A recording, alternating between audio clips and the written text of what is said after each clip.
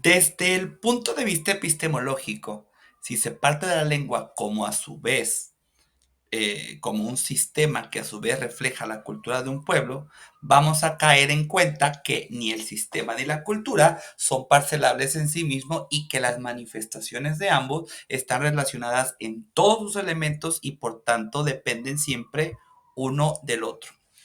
Para alcanzar el conocimiento de lo que van a aprender ustedes en esta materia, deben de tener presente que cualquiera que sea el criterio de selección o el punto de arranque, tareas, gramatical, funcional, nocional, diversos contenidos que van a encontrar en la materia estarán siempre presentes como la otra cara de la moneda.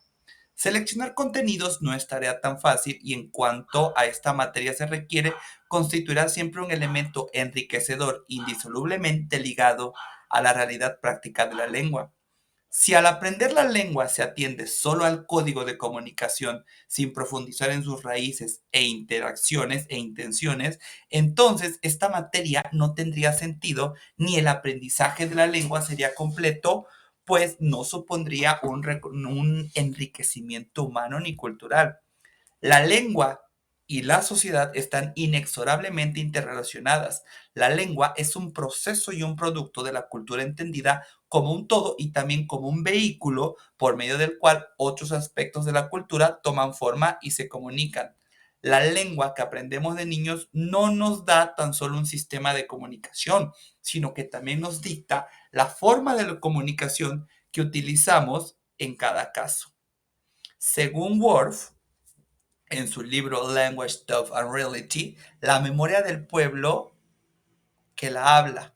Esto es la lengua. Y en el mismo sentido, Vygotsky afirma que una palabra es un microcosmo de conciencia humana. Desde el punto de vista psicopedagógico, maestros, debemos de considerar que cada persona va construyendo su mundo a través de la experiencia que define cada momento de su existencia.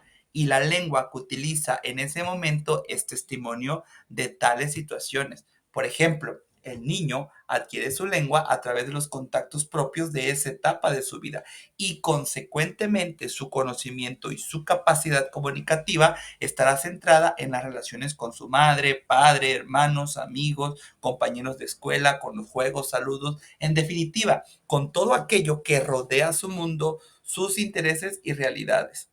Siguiendo esta línea, habremos de elegir contenidos para nosotros como profesores de inglés que sean atractivos para nuestros alumnos, pero que además sean estimulantes, cercanos, así y también que supongan un reto.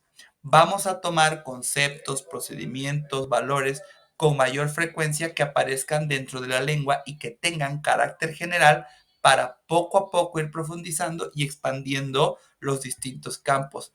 ¿Dónde debemos de poner atención o especial cuidado? En que los alumnos dominen los procedimientos que son sin duda las herramientas para descubrir y asimilar el resto de los contenidos. Cuando lo que importa es el proceso, se precisa de conocimiento y habilidad en el uso de las técnicas, estrategias y procedimientos para aprender y formarse de manera significativa. Es importante que la adquisición de una nueva lengua ensanche la experiencia del alumno y modifique la visión de su mundo, relativizando el sistema de valores adquiridos y que les abra puerta a zonas donde la memoria colectiva ha ido almacenando visiones de la realidad ignoradas por otras lenguas. Desde la perspectiva de la sociología, resulta evidente que debemos adaptarnos a los profundos cambios políticos y sociales, más en esta comunidad de la enseñanza del inglés, donde la importancia de enseñarlo está fuera de toda duda.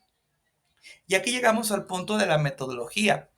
Hablar de la metodología es hablar de lo que está íntimamente ligado a la deseable adquisición por parte de nuestros alumnos de lo que denominamos la competencia educativa y que ya hemos venido tratando en otros temas. No basta con saber decir las cosas o decir cosas, lo importante es adecuar lo que se dice a la situación que se vive. Los contextos producen determinadas expresiones que en muchas ocasiones nada tienen que ver con la más o menos lógica mecánica de la lengua. Y es a través del propio uso y análisis de la lengua o de la situación cómo el alumno debe de acercarse a ella. Para todo esto, además del uso más o menos correcto de la lengua en una situación dada, convendría, ¿por qué no?, una reflexión sobre los rasgos culturales fundamentales que pesan en la memoria colectiva de sus hablantes, su historia, sus señas, su identidad. Bueno, entonces es conveniente que los propios alumnos se comuniquen en inglés e interactuemos con ellos en el aula usando la misma lengua en situaciones de comunicación lo más reales posibles. ¿Qué es esto? Proponiendo actividades o tareas que simulen situaciones del mundo exterior y que activen sus recursos lingüísticos, pero también no lingüísticos.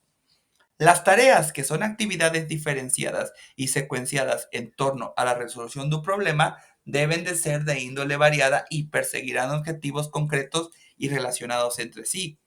¿Qué tipo de tareas propongo? De entrada deben de ser tareas comunicativas y deben de contener algunas características. Deben de ser actividades centradas sobre el significado, sobre el mensaje y no sobre los aspectos lingüísticos. Deben de ser actividades que ejerciten procesos y no contenidos, el lenguaje utilizado tal cual como en la vida real.